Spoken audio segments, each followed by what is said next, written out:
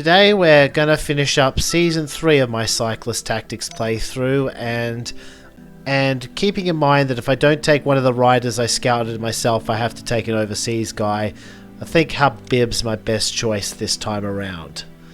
So we got a pretty big tour ahead of us, but first let's review the Sky Race Mario Ramos. This is shaping up to be Herman versus Herman, but I don't think Weiss is going to be a factor. He is on a negative fitness peak. Pole and Frank are going to be much stronger rivals, I believe. There isn't going to be too much use for Kun in this tour. It's all mountains all the time, so he can't do a lot of sprinting. Campbell might be able to break away if there's a flatter stage somewhere along the way.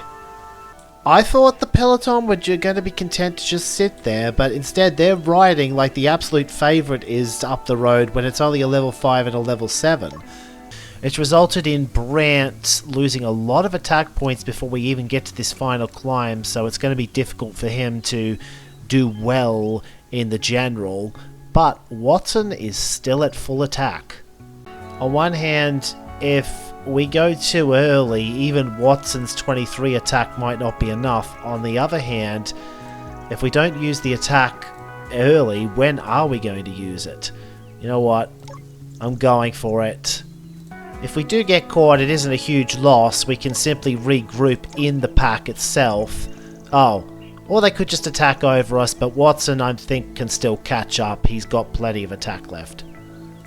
Or not. We can end up another node short of where we need to be, but we're going to get bailed out here because Watson was just that strong. These three used up all of their remaining attack points, and Watson's just going to ride back past them, thank you.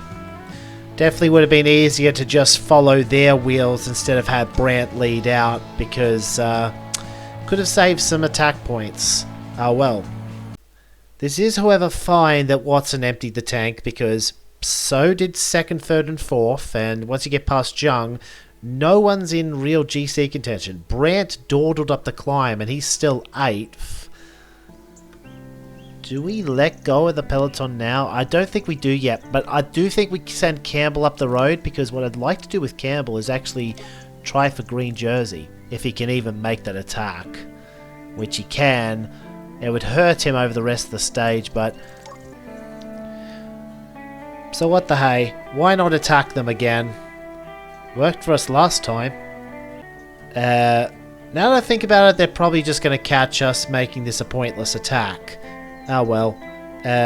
Brandt, you still have to go as fast as you can because you're in top 10 GC. But when you're the strongest rider in the field, you have this luxury because Jung's the only guy who can realistically follow us all the way to the end. This next move is going to count both downhill and up, so Weiss's +3 is squandered.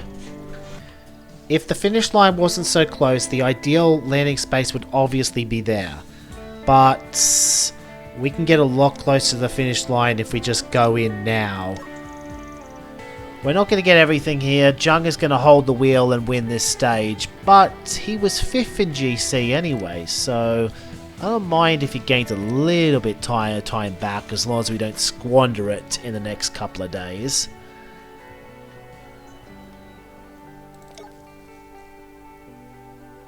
And also, Brandt continued riding on and finished 5th in this stage.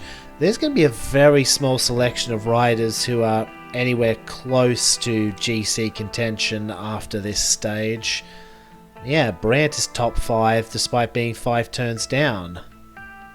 Now you may be wondering why I bothered to snag the 3 points with Campbell if he's just going to lose the green jersey to this 7-point sprint today. Well, simple reason is he still gains the prestige for having worn that green jersey for a day. And in a tour where he isn't going to be of much use otherwise, at least until the time trial, any points that he can get his hands on are worth trying for. You know, I said I wouldn't go after any stupid attacks, but screw it, pulling a Froome, we're going to follow through off the descent. See, with that +1 in downhill, we have the luxury of continuing our momentum over the crest and forcing a max move out of our main rivals if they want to catch this, which they won't be able to, at least not until next turn. Tricky to figure out exactly which of these two moves is going to be. I have a hunch it's going to be this one because we can get much further past the finish line with the attack points that we spare and the +4 bonus to nodes. I thought for a moment we were going to get caught, though. So yes, the Frank and Jung group have definitely left something on the table here to not catch us. Maybe Jung was trying to stay behind Frank to make sure he outsprinted him, but Frank was out of attack points, so he couldn't go the maximum speed. But given that Gunter is now definitively our closest rival on GC, if he had anything left to give, he probably should have just given it. Okay, that was not the move I was expecting, but it makes perfect sense now that I think about it. I left Campbell behind because I thought that we're going to get a chance to move up anyway, so it doesn't really matter if we don't have a relay guy. It did ultimately manage to get both Watson and Brandt into P1 before any major attacks happened, but it was a brief scare because anytime you don't have any riders up the fronts, don't have any control over what happens there. Well, it's actually the lead-out riders' turn to have their day, because no one was able to attack over this. No one was able to sprint over it either, because there wasn't much slipstream. Everyone's just going to come through with same time. Watson's back up to full energy for this Queen stage. Good chance to possibly put even more time into these guys, though all we have to do is make sure Jung doesn't get ahead of us. In fact, if Brandt's going to be useful later on in this stage, he needs to go Gruppetto too, and may hopefully bridge across later.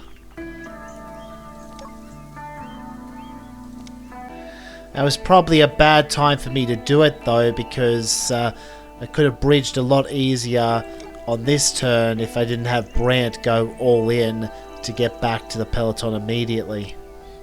I'd say I've had an ideal setup to this Queen climb, aside from that Brandt move that I didn't need to spend attack on. I shuffled Watson back into P2 so I could get him back into P1 behind the rest. If there's time for me to do it, I like to do it that way as opposed to reordering within P1, because it means you get the extra slipstream of being in P2 for a turn. Ah, here's the reordering now. But they're reordering we're on a 0 slipstream move. That's just a wasted attack point until we get to the downhill. Still, that probably means they have the idea to attack me, so what if I attack them first? And the point of that was also to put Jung down to a max attack of 4, so he's less likely to come over us on these next couple of moves.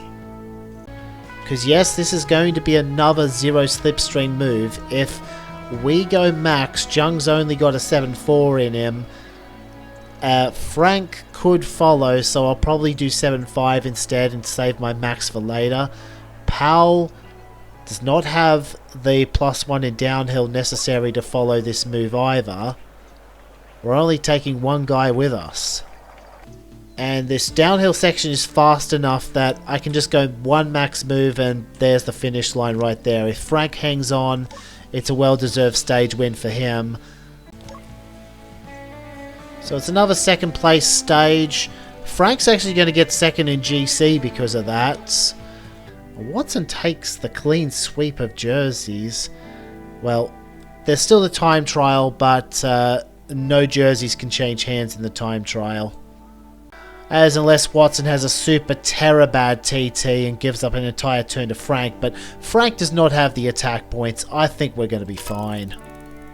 Well, there's your problem. It's a downhill TT and Campbell doesn't have any points in that, so he can't do anything as no matter how much he wants it. And neither can Brandt really. Watson can at least set a decent enough pace. Wait, why is there a peloton in the time trial? Kill Rob. So Frank came in with a time of 3.9. We're going to get a 4.1.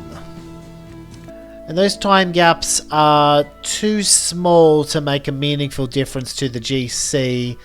Unless Brant lost... Yeah, he lost a pole in the end because he was our slowest rider and Pole put in a relatively decent time trial. Difference between 5th and 6th is little to worry about. And we also gained 800 points, which means new goal. Not just winning Amateur League, but finishing top 12 outright so that we could go to the Tour of Gazmir in our debut season in Pro. New level up, Dierdekun, level 7. This is a no-brainer. We got to go more attack points, surely. Last scouting event of the season. Still no one.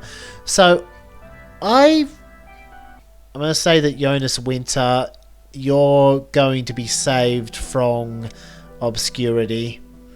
I know I definitely can't afford the guy, but what I want to do is keep riders who would not realistically retire from racing in the database rather than cheese it by forcing them to retire, leaving us with the only good riders in the game. Huh, Arcana didn't actually go to their home tour for some reason. Ilgalskis, Cobble Expert, takes the cobblestone race, no major surprise. Oh, okay, there were 2 Arcana teams, and the one with all the time trial guys is the one that's going to dominate their home tour. Smirnov, he's had a really good season, that Smirnov, because he picked up the Gazmir and now he has the Arcana too. A tricky race situation now, even though that's not the favourites group. Don't want to let them get too far out, because we've seen what happens when we let a breakaway get too far out in the past this playthrough. I just realised this is the entire peloton that went into P0. Once again, the AI going into the relay a little bit too early when they only need to battle for position at the very end. Well, in spite of everyone being in P0 on a downhill, someone still managed to attack because the technical sector was just that strong. It's going to result in a selection of 7. I'm not sure Pavlov's going to last the distance, but I decided to have him go as well because if he can somehow steal a top 10 out of all of this because the peloton go too slow, he'll be laughing. But I don't think that's going to happen, and I also think we have to put Campbell in the relay. Not that it matters, because he can't even follow Popovic, which means he just puts in the fastest moves he can. And Brant can't get across either, so the winner's going to go begging. UED is going to get the 1-2, assuming they don't both blow up now.